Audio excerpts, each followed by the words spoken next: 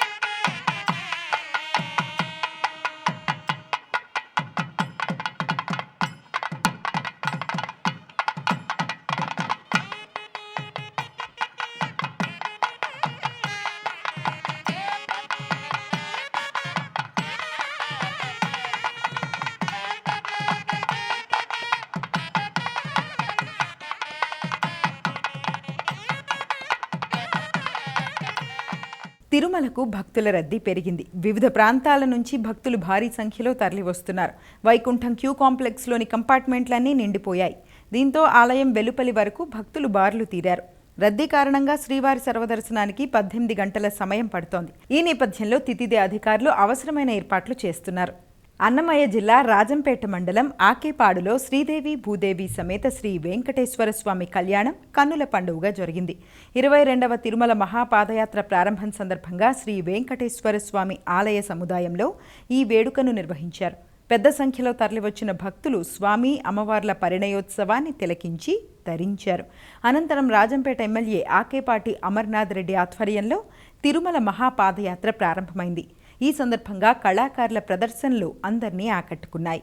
శ్రీనివాస గోవింద, శ్రీ వెంకటేశ గోవింద, భక్తవత్సల గోవింద, భాగవత ప్రియ గోవింద, నిత్య నిర్మల గోవింద, నీలమేఘ శ్యామ గోవింద, పురాణ పురుష గోవింద, అంబుజనాక్ష గోవింద, గోవింద హరి గోవింద,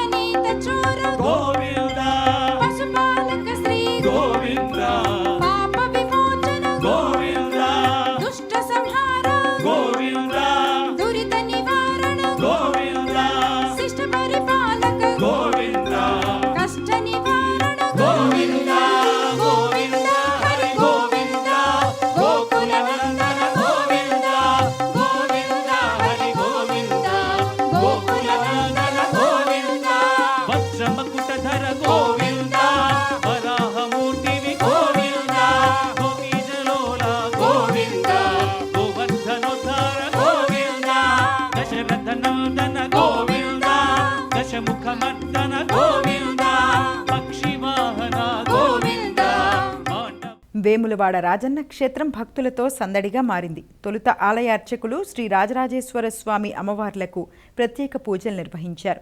అనంతరం భక్తులకు స్వామి అమ్మవార్ల దర్శన భాగ్యం కల్పించారు. అనంతరం భక్తులు స్వామివారికి కోడి మొక్కులు చెల్లించుకున్నారు. తదుపరి అభిషేకాలు, అన్న పూజలు, కుంకుమ పూజల్లో పాల్గొన్నారు. గండదీపంలో నూనె పోసి భక్తులు మొక్కులు చెల్లించుకున్నారు.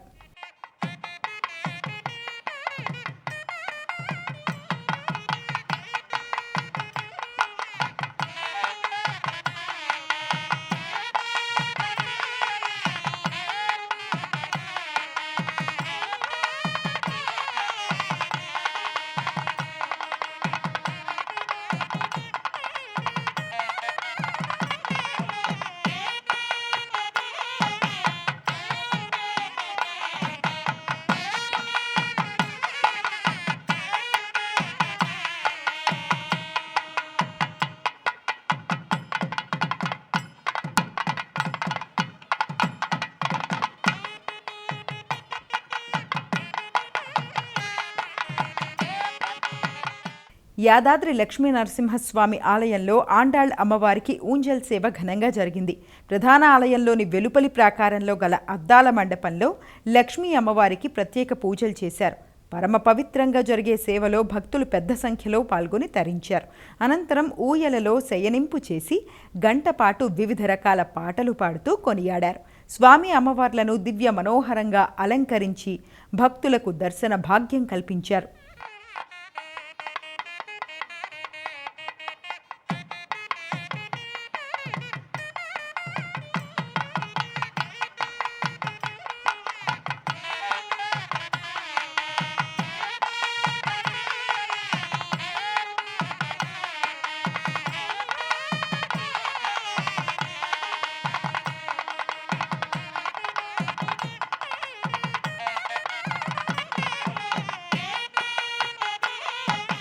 పవిత్ర షిరిడి పుణ్యక్షేత్రంలో బాబా పల్లకీ ఉత్సవం కన్నుల పండుగగా జరిగింది. మండల దీక్ష అనంతరం నెల్లూరు బాలాజీనగర్లోని అద్దాల సాయి మందిరానికి చెందిన 400 మంది సాయి మాలధారులు షిరిడికి చేరుకున్నారు. తొలుత వివిధ రకాల పుష్పాలతో పల్లకీని సుందరంగా అలంకరించారు. పల్లకీలో ద్వారకామాయి, సాయిబాబా చిత్రపటాలతో పాటు సాయి సచ్చరిత్రను ఉంచి పూజాధికాలు నిర్వహించారు. మంగళహారతులు సమర్పించారు. అనంతరం సాయినామ సంకీర్తనలు, పండరీ భజనలు, కోలాటాలు, నృత్యాల నడుమ పల్లకీ ఉత్సవం కోలాహలంగా కొనసాగింది. పల్లకీ ఉత్సవం సందర్భంగా అనేక మంది సాయి మాలధారులు తన్మయత్వానికి లోనైనట్టు కమిటీ సభ్యులు బాబీ సాయి తెలిపారు.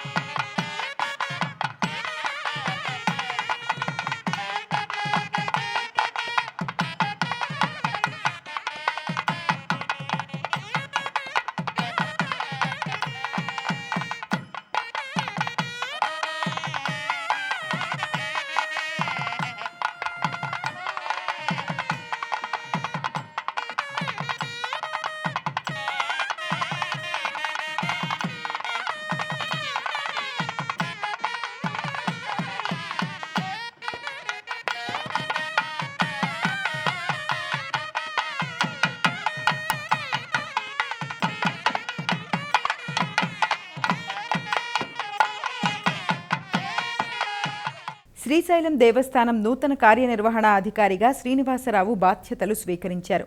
క్షేత్రానికి చేరుకున్న నూతన ఈవో శ్రీనివాసరావు శ్రీ స్వామి అమ్మవార్లను దర్శించుకుని దేవస్థానం పరిపాలనా భవనంలో ఈవోగా బాధ్యతలు చేపట్టారు. దేవస్థాన సంప్రదాయంలో భాగంగా బాధ్యతల స్వీకరణ అనంతరం శ్రీనివాసరావును ఆలయ అర్చకులు ఆశీర్వదించారు. ఇవి ఈనాటి భక్తి విశేషాలు. తదుపరి ఆధ్యాత్మిక వార్తావాహిని భక్తి విశేషాల్లో మళ్ళీ కలుద్దాం. అంతవరకు సెలవు. నమస్కారం.